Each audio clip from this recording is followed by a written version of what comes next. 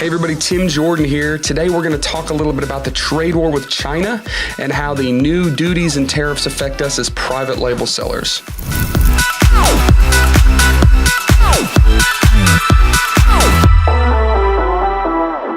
Hey everybody, in our line of work with Hickory Flats and the amount of import, export, logistics, and sourcing that we're doing with China, we're having a lot of people asking us how this trade war with China is going to affect them as private label e-commerce sellers. Of course, that's something important that we need to discuss, share some information with you. First, I want to talk to you about a little of the history in trade with China. So when it comes to duties and tariffs, in 2016, the average duty rate was only 1.5%. There were items that were a whole lot higher, and there were some things that were duty-free, 1.5%. So on January 22nd, President Trump instituted some new duties and tariffs specifically on solar panels, and that's kind of how this whole thing started. And he did that because he's trying to boost the production of solar panels and renewable energy here in the U.S. So he slapped a 30% duty on solar panels. So on March 1st, he came back in with some more, and it was between a 25 and 10% duty on aluminum and steel. Now, a lot of people in private label and e-commerce freaked out because they thought, hey, I have aluminum cups or I have steel widgets. The 25% on steel and 10% on aluminum was specifically for raw materials or building materials. So these are things like steel I-beams used for skyscraper construction or giant boats of slag that gets melted down. And the reason he's doing that is he was trying to boost the buildup of the steel and aluminum industry here. Those duties and tariffs do not affect consumer products. They do not and did not affect most anything that you could possibly be importing for your private label business. All right, so on June 25th, he dropped another $50 billion worth of products with this higher duty and this higher tariff. But 90% of the goods on that list still do not affect private labelers. These are things like construction and manufacturing equipment. These are large ticket items. They are mostly used in manufacturing, and the duties also covered a lot of what's called intermediary items, and that means like raw materials or partially constructed materials for manufacturing final assembly products here in the U.S. So again, that's not us. These are things like bed frames where a bed would fully be assembled here, or springs for a mattress where the mattress is fully assembled here, or pieces of electronics and the final assembly is done here. It does not affect us.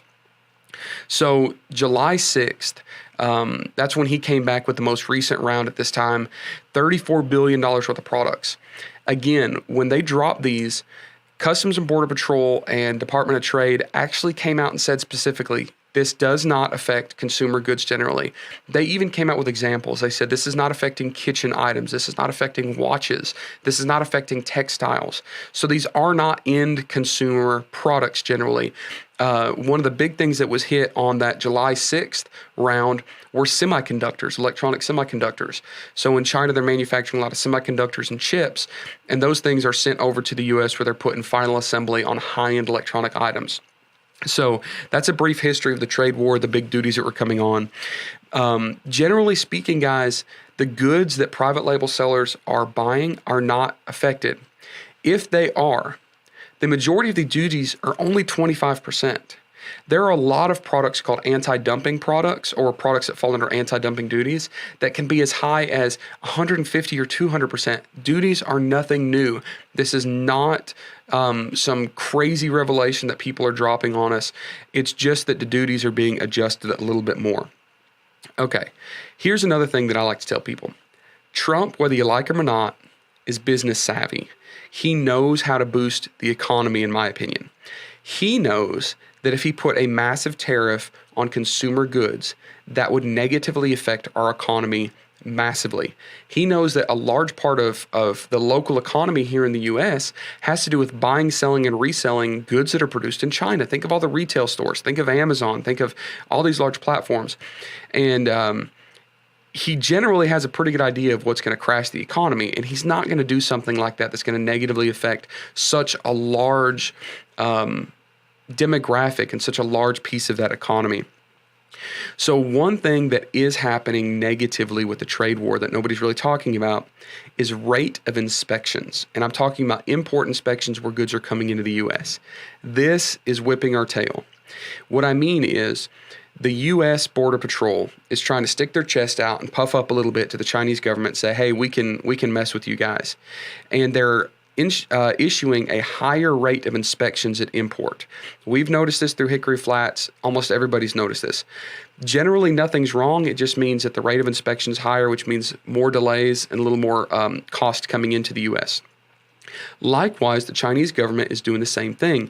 They're puffing their chest out and saying, hey, if you're going to inspect our goods coming into the U.S., we're going to inspect your goods leaving China. So now we're starting to see some inspections leaving China that we've never seen before. So here's kind of my 2 cents on the inspection thing. There's nothing you can do to avoid it. Generally speaking, it's not massively going to affect the cost of your products. It's just going to change your timing. So my suggestion to you is make sure that you're putting a little extra buffer in there for time. If you can afford 30 to 60 days on an ocean shipment, do that to give yourself a little bit more wiggle room, especially going into Q4, because regardless of whether your duties are affected, your inspection rate, therefore your time to ship and receive, is probably going to be, the chances of that being increased are a little higher. Now, let me tell you one bright side to the trade war with the inspection process being increased. EPackets are struggling, and EPackets are those extremely inexpensive shipping packets that are going from China to the U.S. direct to consumers. So those are things like AliExpress and DHgate and Wish.com and Top Hatter. And what's happening is all these inspections are also being pushed into these EPacket imports. And when I say EPacket imports, I'm talking cargo planes that are full to the brim of giant tubs of these EPackets. And it is massively reducing the ability for Chinese sellers to ship direct from, or even drop shippers direct from China to the U.S. because it's taking forever. So a lot of these accounts that are based on the drop shipping model being, delivered in 7 or 14 days are really getting attacked because now these shipments are taking 30 and 40 days. Consumers are complaining, accounts are getting shut down, and it's affecting that business model, which I think as a private label seller is a good thing because it's going to eliminate some of our competition, whether it's from Chinese sellers or U.S.-based drop shippers. And our goods that are here in the U.S. that are actually branded well, that are sitting in FBA warehouse or a third-party logistic warehouse, have a higher likelihood and a higher degree of gaining a little more traction without having to take on the competition of those EPackets. So that's what I've got for you. I just want to reassure everybody, kind of calm some people down. There's a lot of rumors going on about the trade war. Understand and recognize that it is not the end of the world, that this is not some crazy effect that's going to ripple down to private label sellers, because it's just not. And don't just take my word for it. Listen to this. The Dow Jones Industrial Average is a really good indicator of the U.S. stock market, which is basically a good indicator of investors and really smart business people and what they think the economy is going to do. On, what was the date? July 6th, that $34 billion worth of tariffs that were passed down, the Dow Jones Industrial Average went up 0.8 points, almost 1% on the day that those tariffs were announced. So here's the thing.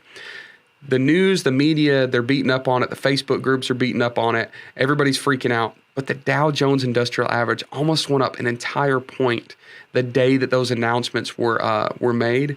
So again, don't take my word for it. Take the word from some really smart business people and understand this is probably not going to affect your private label business. The end of Amazon FBA sourcing from China is not imminent. Take a chill pill, relax, and keep on trucking as normal. If you like my content, hit subscribe on the YouTube channel there. And also, if you want to get involved with the community, go to Private Label Legion group on Facebook. So Facebook, and just search Private Label Legion, and there's a group there you can ask to join. Community of like-minded entrepreneurs, individuals focusing on building brands, building products, building private label, and boosting their e-commerce success in many different ways. All right, guys, great talking to you, and we'll see you on the next one.